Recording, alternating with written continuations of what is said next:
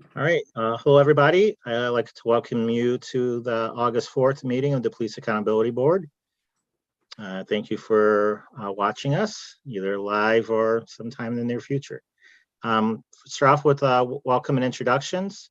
I'm Larry Knox. I am the chair of the Police Accountability Board.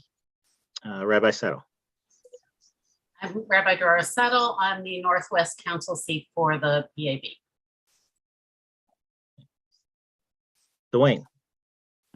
I am Dwayne Bosco. I'm the acting manager for PAB. Ms. Brown. Great evening, everyone. I'm Arlene Brown, and I am the representative with the appointment from the Alliance. And it's good to see everybody. We're going to have a glorious meeting tonight. I agree. Dr. Harrison. Hello, I'm Bob Harrison. I'm a council appointee from the Northeast District. Okay, that's my district, the East District. Oh, well, If you want to switch, I don't know. close enough. We're neighbors. Yep. Marina. I am Marina Pacheco Walker, secretary to the board. Reverend Nikoloff. Matthew Nikoloff, City Council South representative. Thank you. And I'd like to thank Melanie and Alana, our interpreters, for tonight also. Reverend Harvey isn't able to make the meeting tonight, and same for Ms. Daniel Tucker at the moment also. All right, first thing is the approval of the minutes from our last meeting on July 21st. Did everybody get a chance to look at the minutes before we make a motion for any changes? I don't have a motion, but I do have a question. Yes. And that is, those are pretty extensive minutes. Are they basically transcripts of the meeting? No. 11 pages of minutes is a lot. Yeah, we had a lot of conversation. It wasn't a transcript. I mean, Marina, if you want to talk about it, I mean, I did read through them. I think it was a detail of the high points of each conversation that was had. But I don't know if Marina, if you want to talk about your methods for taking the minutes. Yep, I just try to capture abbreviated points of each board member, but no, it does not constitute an actual transcript. Thank you.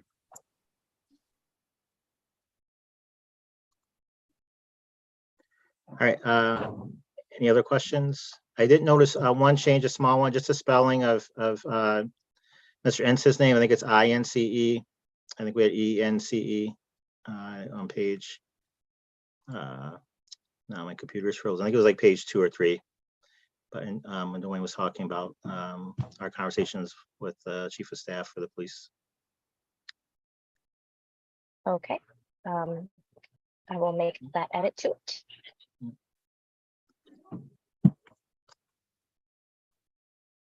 That was on page 2. Anything else anybody noticed? All right, motion to approve the minutes.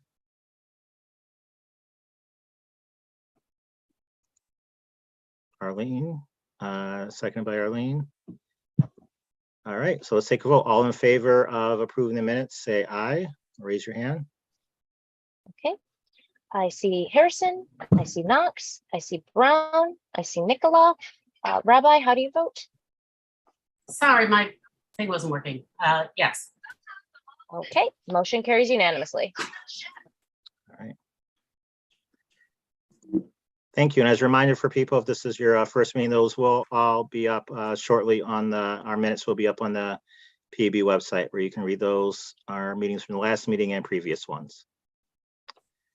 All right, thank you, Marina. Thank you for the vote, everybody. Next item on the agenda is our staff report. So acting manager, Mr. Dwayne Bosco, take it away. What are we up to? All right, thank you. We produced our monthly report notating the cases that we've taken in from June 20th through July 31st. That was published to the media, and that was provided to the board as well. Based upon that report, which concluded on July 31st, we've taken in 130 complaints, of which 19 investigations are under review, 3 for the Policy and Oversight Division, 43 of the cases remain open under review, 63 are pending close for board review. The pending close for board review include cases that are non-investigable, cases with not enough information, as well as cases that have to be closed and referred to an outside agency as they are beyond our jurisdiction.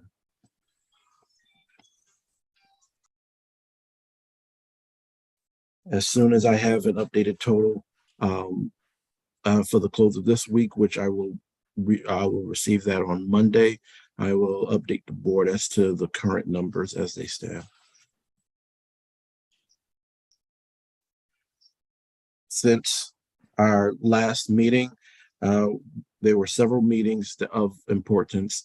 The first was a meeting that occurred on July 27th with RPD in regards to some outstanding asks regarding access to information, as well as fulfillment of requests of information already submitted to RPD. So far, of the requests made of RPD for that information in regards to everything from body-worn cameras to arrest reports, police reports, personnel disciplinary files of the affected reporters, 0 of those documents have been provided thus far. I did reach out again to Chief of Staff Ince today. He indicated that he will look into the delay in getting some of that information.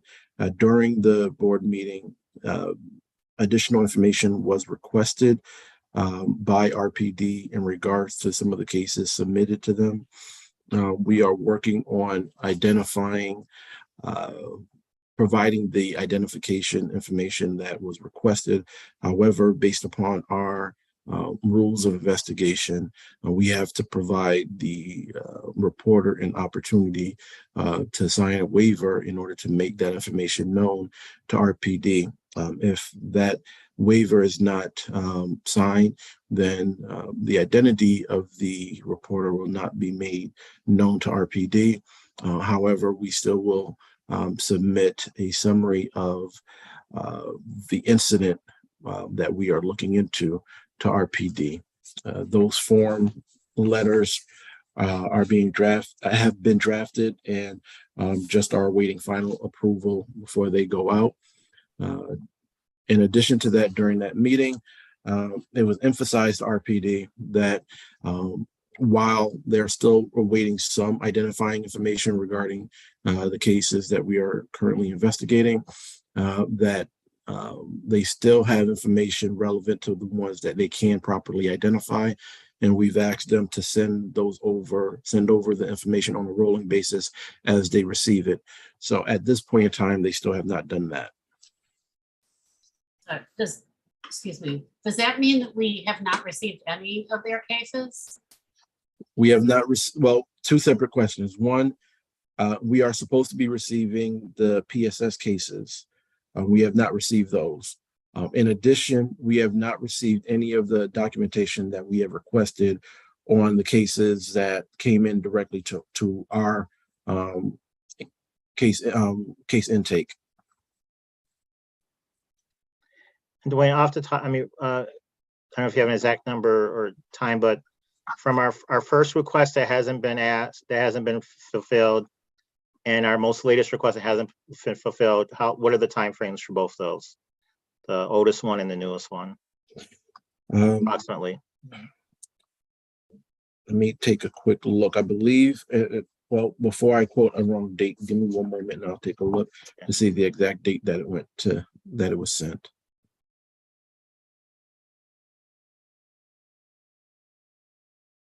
The first request was sent on the 19th. And or at the meeting on the 27th, the request was made again to send over information on a rolling basis. And then again today on the 4th, request was made in order to send over information. So those are the three requests that have been made thus far. And none of the information requested has been sent from RPD. Okay, and the one that was today, that includes our request from the 19th and newer ones that have come in since then. So is it larger Not- than initial? Or is it the same? Not all of the newer ones were requested in the latest request today. So also to clarify for people who might not know all the initials, the charter requires the Rochester Police Department's professional standards section, that's what PSS means. Yes. To send us complaints that they receive. And they have not done that yet, even though in our first meeting with them, they told us how eager they were to get them over to us, so. Right.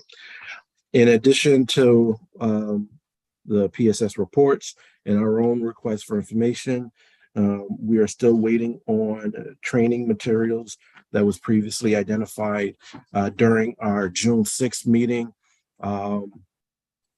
And my meeting with the chief of staff, and I apologize, but I believe that meeting was on, let me see here.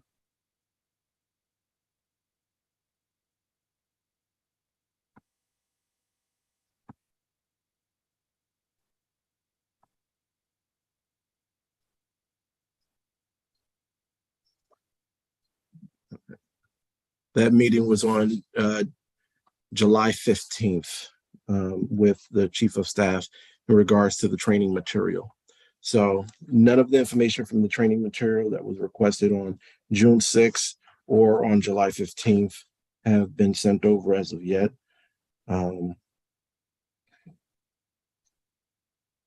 We've also requested that PAB be provided notice of any new trainings and schedules for RPD officers.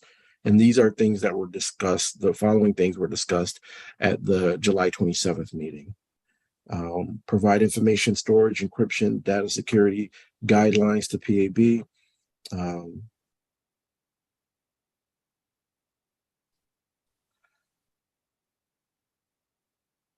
And for RPD to review and provide written comments to PAB's rules of investigations. So these are the action items that we are still waiting for at this point in time. Dwayne, I think I asked the last time if you could put these consolidated data together as a flow chart. Yes. So have you been able to do that? Yes. So the report, the monthly report that went out to the public, as well as the board, that shows the the distribution of the 130 complaints, should answer that. Did you receive? Well, it doesn't show the different stages. It simply shows how many. If we're talking about this, the chart that Ms. Harkness produced. Yes. That wasn't a flow chart. So Bob, that was actually, I'm gonna claim credit for that idea about the flow chart, because that was actually me originally.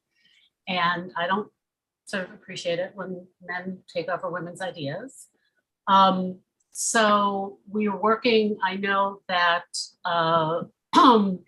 Natalie and her team are working on that to happen, and that they said that by the next month's report, those figures will be put into that flow chart. I also asked at the last meeting a couple of questions about the website. the keyword analysis of the pages and the number of backlinks?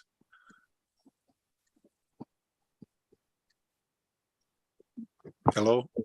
The number of backlinks to the web page, I don't Yeah. see that on my to-do list in regards to the website. Well, you You know, see it in the minutes. I saw that in the minutes.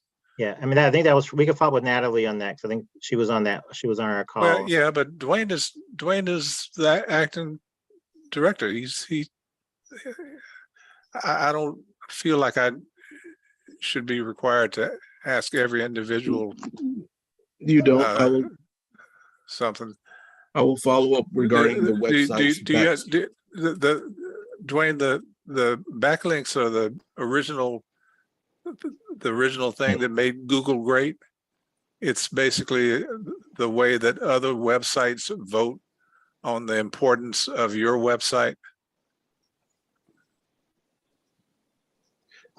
Yeah, I'm familiar with the backlinks. However, I don't have the backlinks information regarding the website. So I was interested in that, and I was interested in the keywords.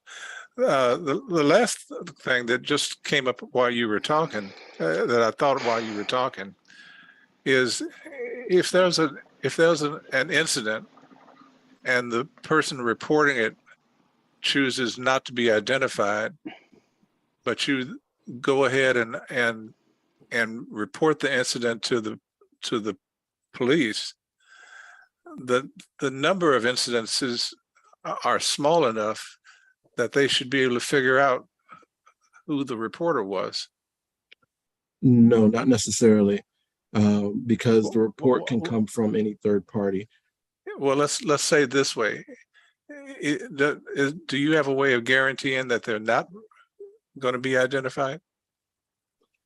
Before we can provide the identity of the reporter, and I want to make a distinction between the identity of the reporter and the identity of the individual that was affected by the alleged misconduct. So the identity of the person making the report, they have to sign a waiver before we would identify them to RPD. If they don't sign the waiver, they will not be identified, nor will they be identified if they submit an anonymous report. The individual that is the subject of the report, that individual's name can be identified because in certain circumstances, they are the ones that are subject to any type of arrest, where we are seeking to have the arrest record and the police record of that particular individual. So there is a distinction between the person affected by the alleged misconduct and the reporter of the alleged misconduct. Okay, Dwayne, but I'm sorry to take up your time, but if something occurs at the corner of Park Avenue in Berkeley, it's unlikely that more than one incident happened there in the last month. So if the location of that incident is reported, the policeman involved should definitely know who was involved. Not necessarily. So that's why the intake form is made out the way that it is, where the reporter themselves can remain anonymous or provide their information. And then the person that was affected by the alleged misconduct can be named, or if it's an unnamed, if the person doesn't know their name, then that would be left blank, and the details surrounding the incidents would be placed on the intake form. Thank you.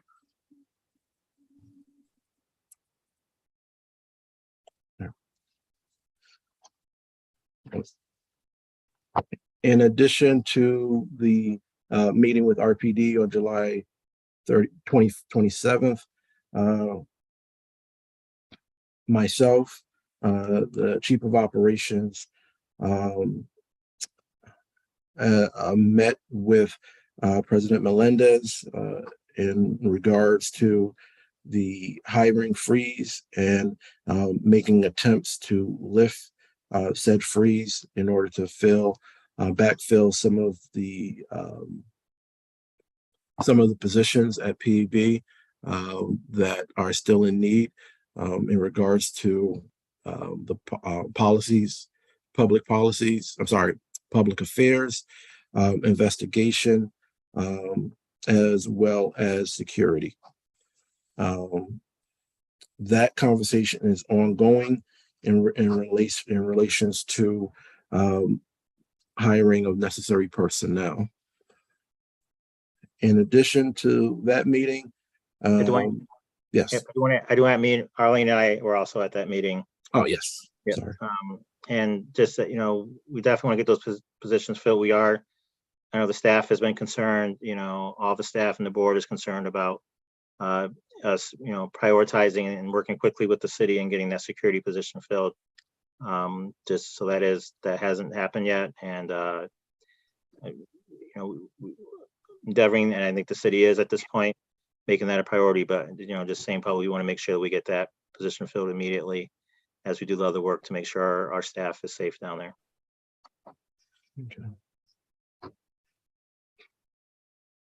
Okay. Today, myself and the Associate General Counsel and the Deputy Chief of Investigations met with CCRB, which is our New York City counterpart, to go over their training regimen for their investigations unit, and to supplement the training that our investigation staff has undergone. That conversation went well. We are expecting some training materials and syllabi from CCRB, and as well as any of the materials that their general counsel clears to send our way, so that we are continuing to look at ways to better train our staff moving forward.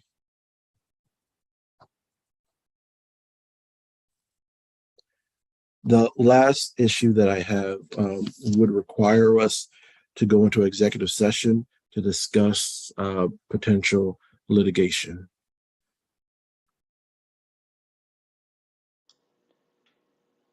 Should we do that at the end of the meeting? Yeah, let's hold that Yes. for the end. Also, Dwayne, I was wondering, maybe this is something just to discuss for where would we do this on the agenda, and if it's possible to do any tonight at all, for the clearance for the closing of cases that are being, that are a recommendation of closing of certain cases for that have come in as complaints. Would we have Yes. a separate, would that be under just new business? Should we do that at the end of your report? I'm thinking maybe towards new businesses because we have to go in executive session. That might be part of that, but just I want to get the board members' thoughts just about where we put that on the agenda, and your thoughts, just, if we're doing that tonight and in the future. Sure. As discussed by the senior staff in our briefing this week, it's important to make sure that we have a proper procedure to close cases that come before us that one, there's not enough information to follow up despite several attempts to reach out to the reporters. Two, that the claims themselves within the report is not investigable. And three, closing the matter because it doesn't deal with RPD officers, which means it's out of our jurisdiction. Since there are numerous cases that fall under one of these three categories, it was suggested that towards new business, actually, we bring them forth after providing them to the board beforehand, bring them forth in batch numbers based upon the report numbers. So they're classified by report numbers, but we would be voting to close them based upon those three batches put forth, so that we are not going through each and every individual case that falls under one of those three categories. So the cases that need to be referred out because they are no longer in our jurisdiction, those batch numbers would be read off, and voted in unison on a one-time basis. Likewise, for those that are non-investigable and those that don't provide sufficient information. Obviously, all of the materials would be provided to the board beforehand with an opportunity for the board to review it. And then if a board member wanted to have a question about a particular case, that could be pulled out, or a discussion could be had before the vote. And depending on the details of the case, they have to be an executive session though, right? Yes. I just have, now that we're getting to this point, how is that material going to be given to us in a protected way?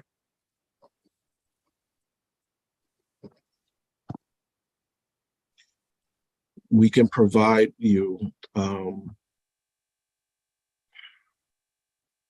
I can work on providing you with limited access to view only documents in a SharePoint, secure SharePoint apparatus.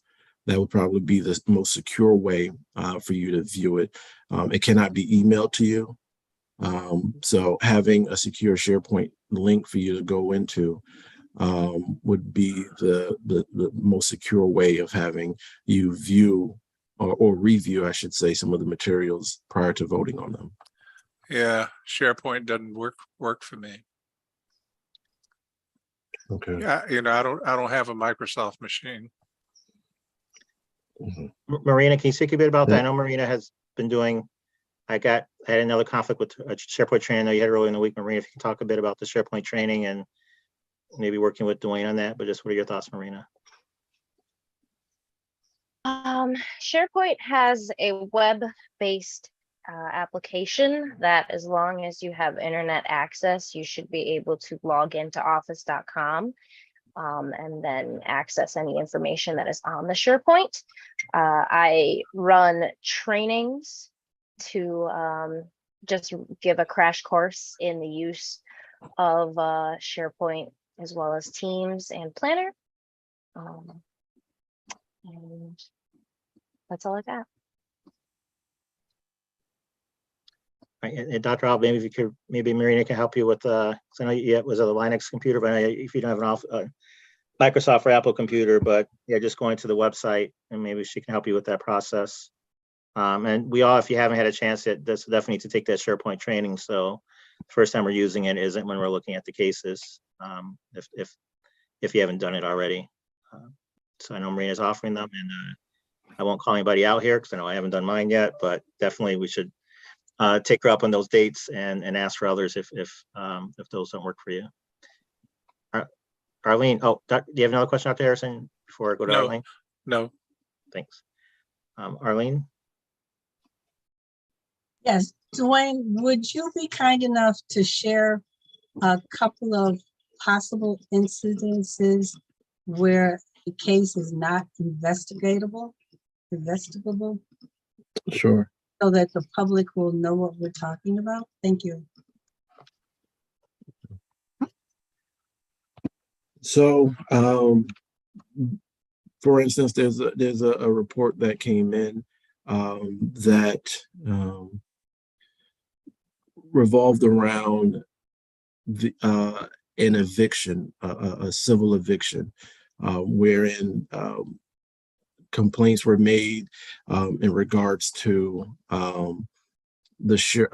I shouldn't say the sheriff, but how the officer had to remove someone through an eviction process. So in something like that, where the main complaint was regarding an eviction process and not an RPD officer, that's something that doesn't allege misconduct.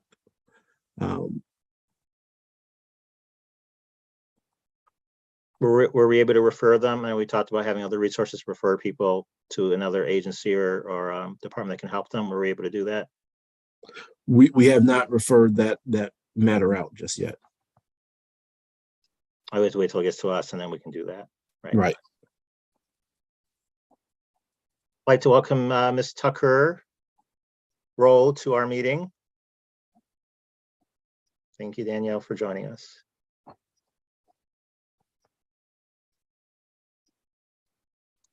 have to say the recently married Miss Danielle Tucker Roll. Say that name publicly. All righty.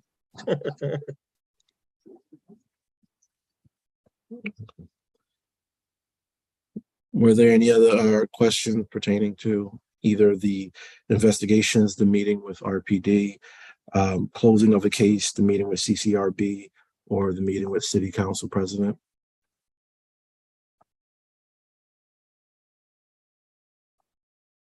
Okay. Thank you. All right. Thank you. All right, so next is the chair report. And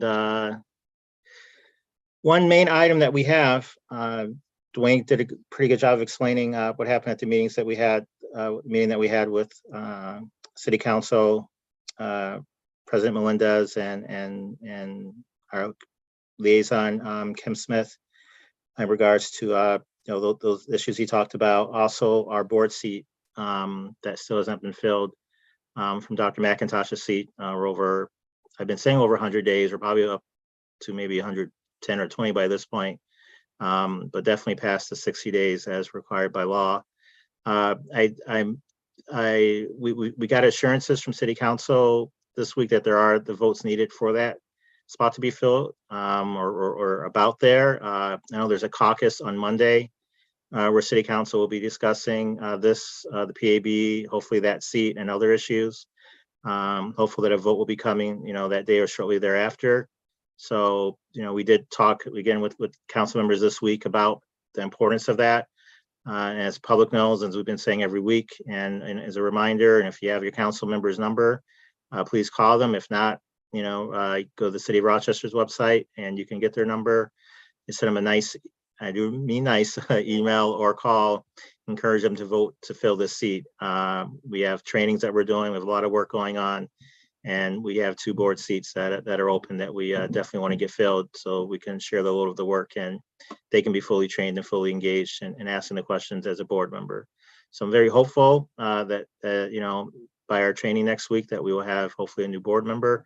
And there's a meeting on Monday where council will be discussing this, and any questions that council members may have, we're more than willing to answer. I think we've answered a lot already, and hoping to get that seat filled. It's the law says 60 days, and we're way beyond that. And I do not want this affecting the work. I know the community doesn't want it affecting the work, not us being fully appointed as a board, and also the Alliance having all the seats that they are required to have underneath the charter. And right now they only have 2 of the 4. And we are coming up soon over on 60 days for Ms. Wilson's seat too, that has been vacant. But first we want to get this Dr. McIntosh's seat filled.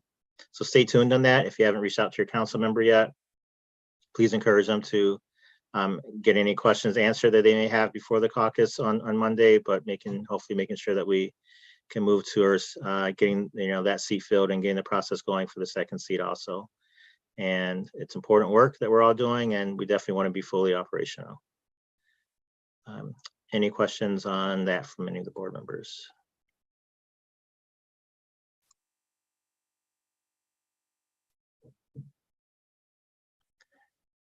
Okay. So I just have a little comment, I think, is that if it would be helpful for us to know what has caused the delay. And if there are city council members who, for some reason don't want to appoint people to sit on our board, I think they should talk to us about that. So. Yeah. That's been expressed. I know there's been conversations had asking that directly, and there's different explanations, but I think that's part of what they'll be talking about at the caucus on Monday, working through some of those things that that individual board members have said to them, and that President Melendez has also expressed about the need to move forward. But yeah, those are fair questions which have been asked, and we've given answers to from council members that have asked that. If I may, you probably will be able to ask those questions at our scheduled meeting on the 9th, where we will be going over the bi-monthly update regarding the KPIs as well. Yeah, that's the first one. Yeah, that's that should be on everybody's calendar. We should talk about just who is attending that, so we're not at quorum, but yeah, that is the first of those quarterly meetings with council to talk about. Bi-monthly meetings, yeah. That's Yes. right. You only said that a minute ago. I don't know why you thought quarterly all of a sudden, but yeah, the bi-monthly meetings. And if you can't make it, please get some questions to, I know I'll be there, and Arlene, but anybody else, let's talk just to make sure we have the right number there, and then questions that can go in if you're not able to make the meeting. Yes, Ms. Tuckerell. Is there anything that we can do as a board to help fill the empty seats? We've been talking, well, I know that's up to the Alliance to get those recommendations into council. I know they're obviously they already have for Dr. McIntosh's seat. I know they're going through the process of doing that also for the other seat, for Shawnee's seat. And we, I know if Arlene or Dr. Harrison, they did attend the Alliance meeting last night. And we've been talking to Alliance reps who also are frustrated over this process of filling the first seat. And I know that they are talking to people as for potential candidates for the second seat. Since there was a recommendation for the first seat there, I think there's not a feeling there's a need to do another recommendation for that seat. But for the second seat, you know, they are talking to candidates. If anybody out here knows somebody who's a good candidate or thinks they might be a good candidate, definitely reach out to the Alliance to go through their process. But I know they're looking for good people that can do the work. I don't know, Dr. Harrison or Arlene, if you have anything to add to that from the Alliance meeting, you talked to them more recently than I did. Well, I had the privilege of attending the Alliance meeting last night, and the members are still very enthusiastic about making sure that they do all that they possibly can to provide the seats that are needed. Of course, they're frustrated and upset because it has taken so long, but they're not letting the fact that council has not completed their work stop Alliance members from doing what they have to do. So one of the things they will be doing is going out into the public and talking more and more about the necessity of the work that we're doing. I want everyone to stay encouraged because it's all about and hoping the community is the best we can.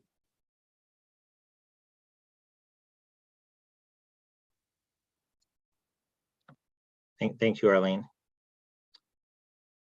Any other questions?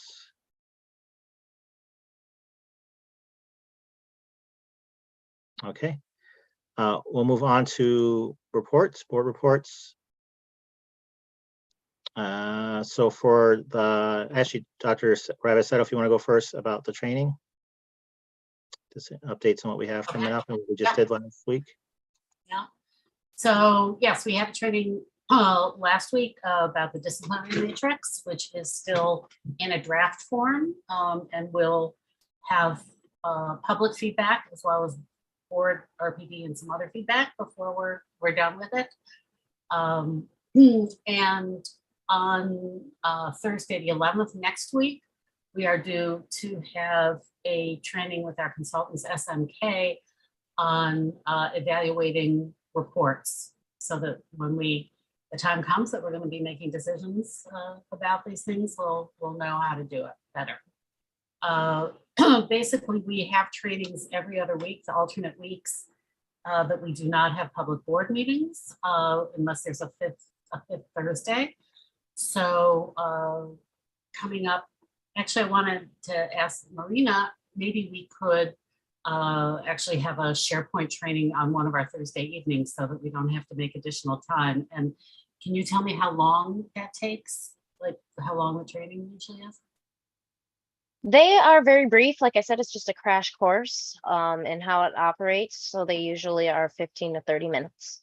Perfect. Okay, so we might be able to double you up with somebody. So we'll work on that. And basically, we're moving through all the training topics that have been required by the charter. And that's where we are. And just kind of double the importance of why we need our board seat filled. I mean, anybody who's joining the board like to review the recordings of the other, trainings or take them again if we didn't have a recording, or if it was, with the staff member in person, kind of having to redo all that work. I wasn't able to do last week's training, so I got to get caught up on that. But for the more time that we have without a newer board member, that's more work they're going to have to do coming in, which of course will set them back as we get closer to making these decisions. Thank you, Rabbi. Speaking of sort of training, whatever, I realized I didn't ask Dwayne, do we have any update on the ride-alongs? No, and that's something that I should have mentioned in my opening. The ride-alongs were canceled indefinitely right after the officer killing that occurred on the I want to say, was that the 22nd or 21st? After that occurred, I was notified by Chief of Staff that they are canceling all ride-alongs indefinitely, but that he would let me know when it started back.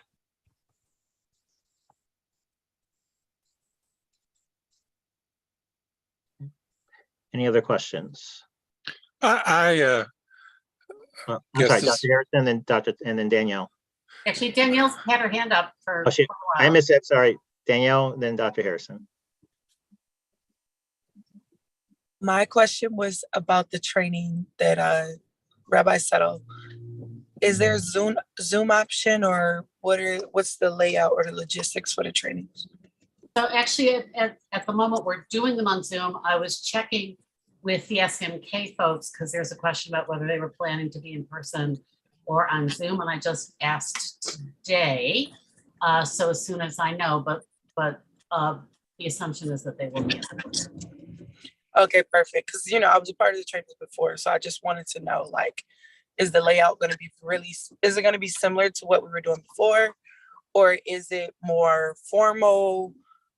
Would we need materials? Well, we should be receiving materials before the training, which I have requested numerous times. Okay. So also, Marina, do you want to say something about the great project that you've done for us too in terms of materials? Because everybody should Sure. be looking at that too. Yeah. I had put together and sent via email a copy of the board orientation binder, which just includes a bunch of helpful documents like the charter, codes of ethics, open meetings law, etc. So I have hard copies available in the office to anybody who would like to pick one up. And like I said, there is a electronic copy that was sent out, and I can send again at your request. Thank you so much for doing that. It's really helpful. And also, this is good to add things to this, as we get other reports and materials. And if you can't print it at home, we can always, reach out to Marina, or I guess Marina and Ashley first, and just, get that printed, and we can you can pick it up from the office. If you have a home printer, it's a couple pages, probably easier, but if we got like a 20 or 30 page report, we can definitely take advantage of printing that out, adding that to your notebook and getting that from the office. Dr. Harrison and Reverend Nicola. I had a comment, and I wanted to. I thought it would be reasonable to put it in here because it had to do with what was called the training on the disciplinary matrix, which, according to my understanding of the law, is something that the board is supposed to develop. But in this case, it was developed by the Mike Higgins and his policy people, and we were told that we didn't have to read it, and we definitely weren't supposed to edit it. So I don't like that. I think that's the wrong way. And then when the thing was presented as training, it seemed to me to basically be something that codifies RPD's disciplinary proceedings and added to them a little bit. I thought probably the best comment out of the whole thing was Drawer's persistent concern that suspensions were paid for. And I think that got clarified a little bit. Maybe you can correct me if I'm wrong, Drawer, but there are basically two kinds of suspensions. But to give me a document and tell me I don't have to read it and I'm not supposed to make changes to it is just to me is just wrong. And the last thing was in the discussion of the matrix, there were items that were not done or done in a certain way because of concern about the union contract. And I don't think we should write documentation based on what we think the union will allow. I think we should write documentation based on what we think is right and then try to defend it against the union. That's all. Rabbi said, I'm sorry, Reverend Nikolov, did you take your hand down? I can wait. If Rabbi Settle has something to respond to what was just said. Well, I guess I just want to clarify to, I think that the reason why Mike Higgins asked us not to give sort of line by line comments or responses at this point is because it's still very much a document in process. I don't think he did. He said he did want our comments in terms of sort of the general issues or philosophy. So for instance, the kind of thing we raised about, the kind of thing you raised about, it seems based on what RPD does, I think would be a very welcome comment, right? If that's a concern. And in the same way, I think that the lack of, to me at least, a concern I have is sort of the lack of sort of, shall we say, creativity about consequences. In other words, there are only like two options for everything. And it seems like there could be a heck of a lot more. At the same time, I appreciate that the staff put in an enormous amount of time looking at hundreds of comparable, of pages of documents from all over the country in terms of how disciplinary matrices were made. And I think that part of I'll speak for myself, my frustration with the lack of, shall we say, creativity about it has to do with the fact that this reflects how it's done everywhere. And I think that we do have some opportunities to do something different. And I think many of us, would very much like to see that happen, but I don't want to sort of fault the staff in terms of, failing to recognize the enormous amount of work that they put into this. Reverend Nikolov and Ms. Brown. Yeah, just for the sake of what Rabbi Jorah said about what the staff did, I did not get, just to register to the public, I did not get the same impression Dr. Harrison did from that. It's closer to what Rabbi Settle said, but I do believe when we suggested things, Mike was more than receptive to saying, oh yeah, it's helpful. I also think it's important to note that, like, just because some sectors might find it really nice to have some language about sticking it to the man or going against the power, that we also have to, as it says in the legislation, we have to work on this with the union and with RPD. And so I think just to say we're going to do whatever we want without an eye towards having to dialogue with them. Yes, if we can, let's try to push it. And I think there's ways to do that, but I don't think the fact that it reflects the union standards is necessarily a bad thing. Like, we do have to work with them, and it's going to save us needless energy arguing about things when we could be focusing on the things that we can get put through and what we can work on. So both and I would love to see us keep pushing it, but I also believe that our staff is doing some great work. And I think I just want the public to hear that there's different opinions about how that training went. That's all. Ms. Brown. Yes, I too would like to commend the staff for what they have put together for the disciplinary matrix.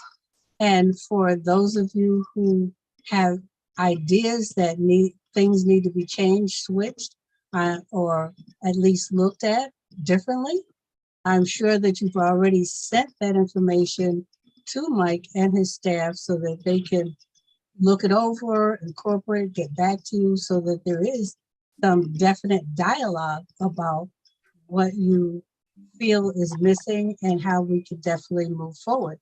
Now is the time because nothing is etched in stone and it's very early in the process. And Dr. Harris, I missed a memo that said don't read it because Mike sent this thing out early on before the training that I plowed through and read. And then once the training started, it gave a lot more clarity for me as to exactly what it was and how it was relatable. So being relatively uninformed about most of it, I've really found it beneficial and helpful. Reverend Nickloff? And just to piggyback on what Board Member Brown just said, I think if there's stuff like that we want to bring up, a critique or a question, or there's particular pieces of data that don't seem particularly like essential to investigation, like the website traffic, I'd hope that would be asked for firsthand in an opportunity where staff can respond either themselves rather than when Mike's not here, and or if it's not essential, not asking only at the board meeting and then bringing it up again at board meeting later, like the website data, whatever it is. I don't see how that's essential to our conversations here, but it's not fair to I think our staff to put them on the spot like that. And I think we should make sure that we're respecting the work they've done as well. I think, well, this is a good segue. I think when I would say with the union question, and I think we have to kind of go with what's in the current contract, and then, you know, as we're working that out, hopefully we'll be able to work with the Locust Club and RPD in the city on that. But, you know, we did pass, we haven't established it yet, but it's perfect conversation, you know, Dr. Harrison being the chair of our soon to be operational at some point policy committee. And I know, you know, Reverend Nickloff and Ms. Brown have expressed an interest in serving on it. I haven't really appointed anybody. We haven't appointed the committee yet. But I think those could be some individual conversations that are had with Dr. Harrison and with the policy team between here and our next meeting, so we can get that committee going and start having those kind of conversations in between, not having our policy committee, you know, entirely formed yet. You know, maybe kind of affect some of that, but I think, and just like the discussion we just had now with, if you guys decide to serve on it together, I always get varying viewpoints, you know, working with Dr. Harrison on that, but I think that can be good and necessary going forward to make sure, you know, all views are heard in regards to the policy committee. Dr. Harrison, if you have any thoughts on that you want to add, or. Yep. Oh, you're good. Okay. But that's, we're not lost. We're not all, I think we're all going in the right direction, but we don't have the same path necessarily. I think that's okay. And that work of that policy committee, especially input from the public, input from the board, the different viewpoints that we have on what's presented and what's going forward. We're gonna have a robust discussion like we had here, the policy work and with the investigations. But definitely from the public, you know, make sure you have policy ideas that you get in. If you have backing documentation, if you have reports, we want to make sure those are part of it. We had a meeting with the community group a couple of weeks ago, and they talked a lot of the previous work that's been done in our community, and policy committee will be looking at that. But if there's a report or document or you know, something that a grad student did that you think would be informative for us, you know, make sure we have it. Even if it's something that a previous, you know, city administration did, or you know, something from 1983 or 87 or 95 or 98, you know, our community likes to do reports. All that can inform the work we have going forward, but the work that comes out of our policy committee and what the board wants are, you know, new ideas that come out that build on the previous work. And we're not going to go off just assumptions of what happened in the past. And one thing that's different, what you voted for as the public, the Police Accountability Board, there's a lot more weight to what we do and what we suggest in our engagement as being a part of this process for before everything else, which is recommendations that didn't have to be engaged. And that's not the case here. We, you know, we have a voice that has to be listened to. Thank you for voting for that, but we need your help to make sure those ideas get out. Anything else from policy committee or training committee? All right, for old business, I think we went into the RPD information systems access. There, you know, I was at most of that meeting with through Zoom, but and a lot of the board, or a few of the board and staff were there in person. for that meeting. I was there through Zoom, and I think it was a productive, it wasn't a confrontational conversation. And I want people to understand, as we have disagreements with council, with the administration, with RPD, we are working, most of the time, I think, in the right direction, in a collegial way. But it is frustrating when there are agreements that seem pretty obvious from what was passed in the charter, especially to access, and there isn't the agreement, I think, from the administration where we need to go there. But we're trying to find workarounds to get there. Obviously, right now, as Mr. Bosco reported earlier in regards to information, we're still weeks and waiting on old cases, and we have new ones coming in every day that we're going to eventually be requesting information on. And we want to make sure we get the access, which is what we want for our staff, select members of our staff, to be able to access those databases as every officer on the force is able to, and as we should be able to, as we're doing our policy work and investigative work. And that's what we're still working towards. In the meantime, we're trying other things out with the city as we work towards what we think our ultimate goal is. And as of right now, we don't have that access, and that's not what you voted for. But we're going to continue to work with the administration and with the RPD and the city council to move forward and get what we need. And that I appreciate the work from the board and for the staff. It's a lot of conversations and work, and these explanations of what happens in these meetings could literally be an hour long each, because there's a lot of detail in there that back and forth and supporting of our case that's being made from us and from our allies in the community. So definitely, still raise a ruckus as we go forward. Anything else in RPD information access? Yes, Reverend Nickloff. Well, you said it at the end, Larry. I mean, we just need to keep saying it in case anyone missed it. Like, call your reps, call the mayor's office. You guys can help. Y'all can help do this. Not just you guys, y'all peoples. But it's so tiring, right? Week after week, we come to these meetings and we're told that people just don't want to follow the law, that somehow it's hard to do exactly what is on paper in the city charter to do. And despite all these voices asking for the people who run our government to follow the laws, the RPD officers who are upholders of the law, and the people in that department not to do it. I mean, this is why this board exists. And even with the board here and with the legal power, your votes and your voice is still being blatantly disregarded by your government. And I think that this is completely unacceptable. It's exhausting, and y'all should be exhausted too, in my opinion. I think this has gone on way too long. And if there are good reasons, there's no reason they shouldn't share them. Otherwise, it doesn't make any sense other than that they just are deciding that your voice and this board doesn't matter. And I think that is something that the community should be taking very much issue with. They've got time to do all sorts of other things, but all they need to do is send us the information that in the law says that is required. A lot of things they have time to do that isn't required by the law, but this is required. And again, call, complain, make your voice heard. If you're the kind of person who goes to community meetings to complain about zoning issues or whatever, then please, this is bigger than a zoning issue. It affects your neighbors. It affects your community. It affects people in this community. And they're breaking laws. So we got it, or they're refusing to follow the laws. So I don't know. It's very disappointing, and I think everyone should be very troubled by this. I'd like to point out that nothing has changed in 3 years. So if we had confronted this problem 3 years ago when it first came up, that we would have an answer by now. But instead, we've piddled around, and we're at the 3-year mark, and we still don't have an answer.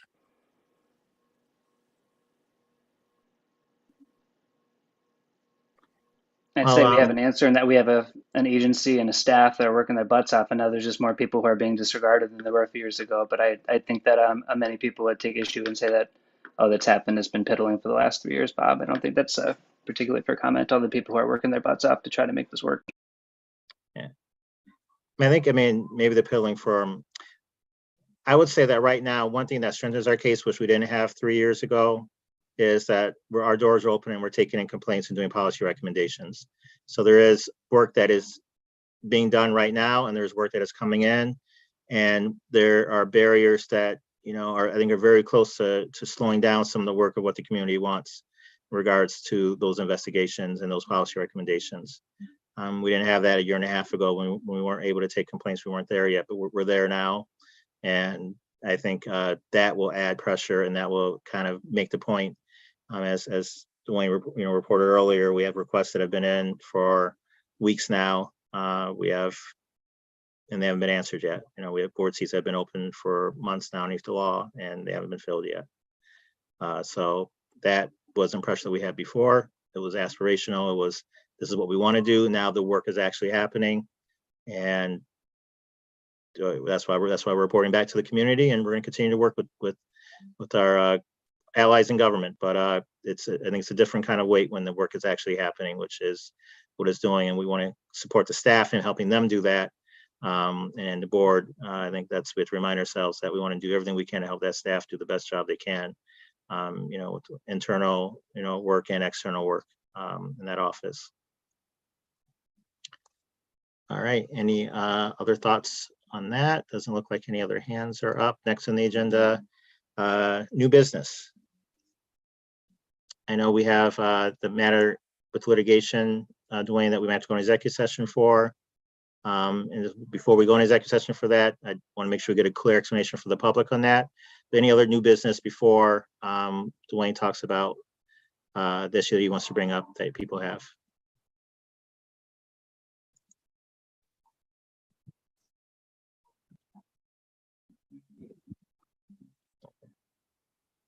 I do want to say that we did, on behalf of the board, did pass our condolences on to the chief of police and to the Locust Club for the death of the officer that got shot. Just so the community knows, I mean, obviously we're all necessarily on the same page, but any death in our community, rather be a citizen or an officer, is a tragedy. And those are people that we work with closely that were affected by that, since they obviously a lot of them knew that officer. So as a board, we did pass on our condolences. All right, if we have no other new business, Dwayne. Okay.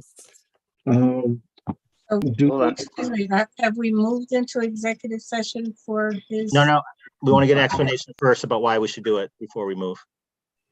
Yeah. So with the executive session warranted, with any discussion of potential litigation, especially when that litigation, public discussion regarding that potential litigation could be detrimental to the parties that would be involved.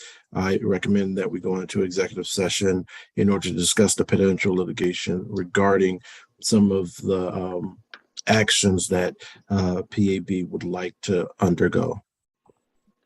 I move that we move into exec. Oh, second. First, second, whatever. All in favor? Raise your hand.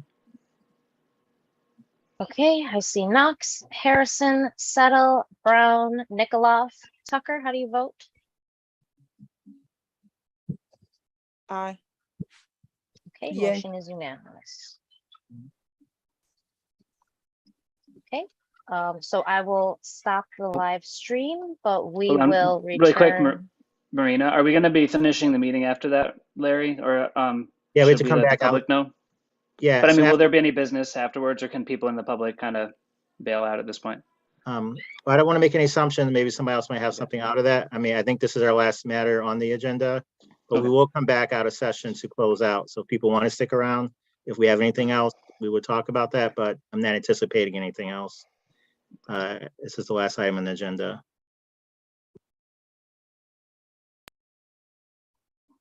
But if you want to leave, come back to the recording tomorrow morning, and if there was more information, it will be there. Any other questions Anything? before we move? Yeah. No. Oh, go ahead, Marina. Okay, then I will stop the live stream now, and we will return to finish out the meeting shortly. Okay, and we'll text you when